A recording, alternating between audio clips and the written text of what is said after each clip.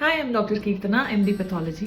వింటర్స్లో మనం ఏ టెస్ట్ కామన్గా చేయించుకుంటామో ఇవాళ చూసేద్దాం. వింటర్స్లో మనకి చాలా కామన్గా డల్గా, నీరసంగా, అసలు ఎందుకు లేవాలి అన్నట్టు అనిపిస్తుంటుంది. ఇది కేవలం చలి వల్ల మాత్రమే కాకపోవచ్చు. ల్యాబ్లో చూసినట్టయితే ఇది ఒక ప్యాటర్న్ ఆఫ్ టెస్ట్ని మనకి తెలియజేస్తుంది. వింటర్ ఫెటీగ్ అనేది చాలా కామన్ కంప్లైంట్. దీనికోసం మనం డాక్టర్ దగ్గరికి వెళ్ళినప్పుడు తను మనకి ఒక సిరీస్ ఆఫ్ టెస్ట్ని చేయించుకోమని చెప్తుంటారు. దానిలో ముఖ్యమైనవి CBC, vitamin levels, thyroid levels.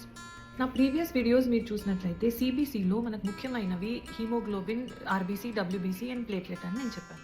So usually మనం వింటర్స్లో సిబిసిస్ చేయించుకున్నప్పుడు హీమోగ్లోబిన్స్ వేరీ అయ్యే ఛాన్సెస్ ఉంది. ఇది వింటర్ సీజన్ వల్ల వచ్చిన చేంజ్ కాకపోవచ్చు. వింటర్స్లో ఇది బయటపడ్డాయి అంతే.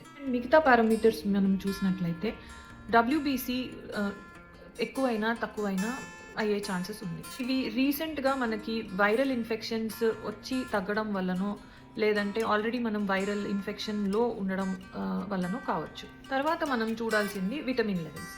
విటమిన్ B12, D యూజువలీ తక్కువ అయ్యే ఛాన్సెస్ ఉన్నాయి. సన్ ఎక్స్పోజర్ తక్కువ అవడం వల్ల వింటర్స్లో విటమిన్ D లెవెల్స్ తక్కువ అయ్యే ఛాన్సెస్ ఉన్నాయి. వెజిటేరియన్ ఫుడ్ ఆర్ డైట్లో ఉన్న వాళ్ళకి B12 కూడా తక్కువ అయ్యే ఛాన్సెస్ ఉన్నాయి. నెక్స్ట్ మనం చూసేది థైరాయిడ్ టెస్ట్. హైపోథైరాయిడ్ పేషెంట్స్లో TSH వాల్యూస్ పెరిగిపోయే ఛాన్సెస్ ఉన్నాయి. కానీ ప్రతి పేషెంట్లో TSH పెరుగుతుంది అని చెప్పడానికి లేదు. బార్డర్ లైన్ కేసెస్లో లేదా ఎర్లీ స్టేజెస్లో అప్పర్ లిమిట్స్ వరకు వచ్చే ఛాన్సెస్ ఉంది, లేదా కొంతమందిలో నార్మల్ రేంజెస్లోనే ఉండే ఛాన్స్ కూడా ఉంటుంది. అవి మనం ఓవర్ పీరియడ్ ఆఫ్ టైం దాని ట్రెండ్ని బట్టి డెసిషన్ తీసుకోవాల్సి వస్తుంది. వింటర్లో అలసట అనేది కామన్. అవి ఎందుకు వస్తున్నాయి అని రూట్ కాజ్ మనకి తెలియడానికి ల్యాబ్ టెస్ట్ చాలా సహాయపడతాయి. రిపోర్ట్స్ మనకి ఏం చెప్తున్నాయి అని మనం అర్థం చేసుకుంటే మనకి టెన్షన్ తగ్గి ఫాలో అప్ చేసుకోవడానికి చాలా ఈజీగా ఉంటుంది.